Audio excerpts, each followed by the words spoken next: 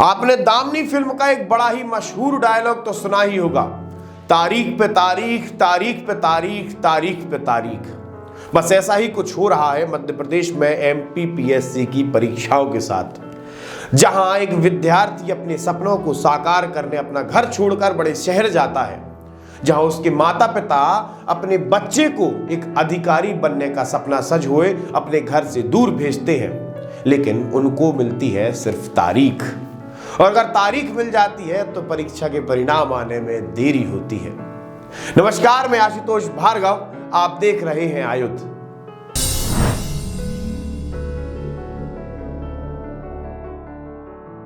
साल 2022 शुरू होने में महज कुछ घंटे बचे थे कि मध्य प्रदेश लोक सेवा आयोग मतलब एमपीपीएससी मेंस 2019 का रिजल्ट घोषित होता है। मतलब परीक्षाओं की घोषणा तो 2019 में की गई थी, लेकिन मेंस का रिजल्ट आते आते लगभग 2 साल से ज्यादा का समय लग गया और अभी भी प्रक्रिया पूरी नहीं हुई है, अभी इंटरव्यू बाकी है।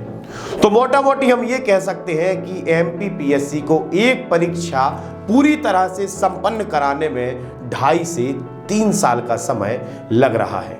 एक खास बात यह है कि एमपीपीएससी नोटिफिकेशन तो हर साल जारी करता है, लेकिन परीक्षाओं की कोई निर्धारित समय सीमा नहीं तय करता, जिस वजह से कभी कभी परीक्षाएं नहीं हो पाती और अगर परीक्षाएं होती हैं तो उनका रिजल्ट आने में समय लगता है।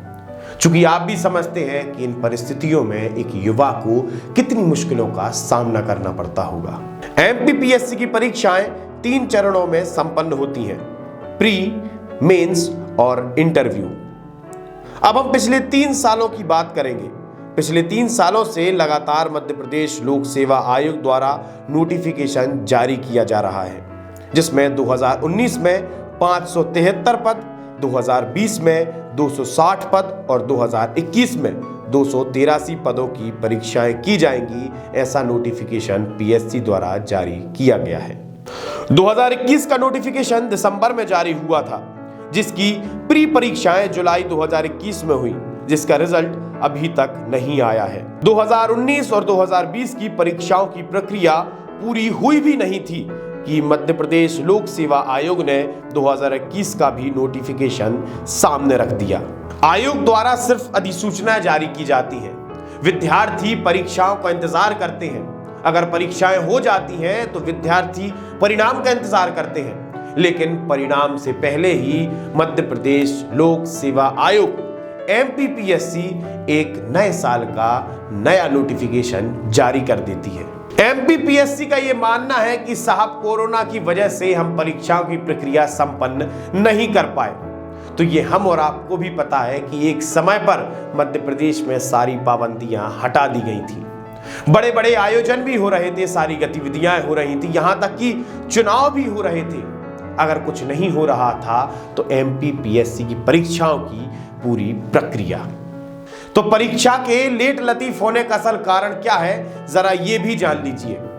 दरअसल आयोग ओबीसी वर्ग को 27% आरक्षण देने पर अड़ा हुआ है, तो वहीं हाईकोर्ट के ये निर्देश है कि ओबीसी वर्ग को 14% आरक्षण ही दिया जाएगा। जिसके बाद परीक्षाएं होती हैं, परीक्षाओं का रिजल्ट आता है, जिसके बाद कोई भी व्यक्ति कोर्ट में पिटीशन लगा देता है, जिसके बाद परीक्षाएं रुक जाती हैं। तो साहब, जब कोर्ट के ये सख्त निर्देश हैं कि 14% आरक्षण दिया जाएगा, तो अपनी मनमानी कर उससे 27% क्यों किया जाता है? इस पूरे खेल में अगर कोई सबसे ज्यादा पिसता है तो वो है युवा, और खास करके ये गरीब युवा जो अपना धन, समय, बुद्धि, सारे अरमान इस एमपीपीएससी की परीक्षा में झोंक देता है और आखिर में उसे सिर्फ मिलती है तो एक तारीख। समाज में युवाओं की क्या भागीदारी है, समाज में युवाओं की क्या भूमिका है, इस बात का बोध भी युवाओं को नहीं है, क्योंकि वो इसी खेल में फंसे जा रहे हैं। अगर बात की जाए राजनीतिक पार्टियों की, तो चाहे पक्ष हो या विपक्ष, दोनों ही अपनी राजनीतिक रोटियां सेंकने में लगी हुई हैं।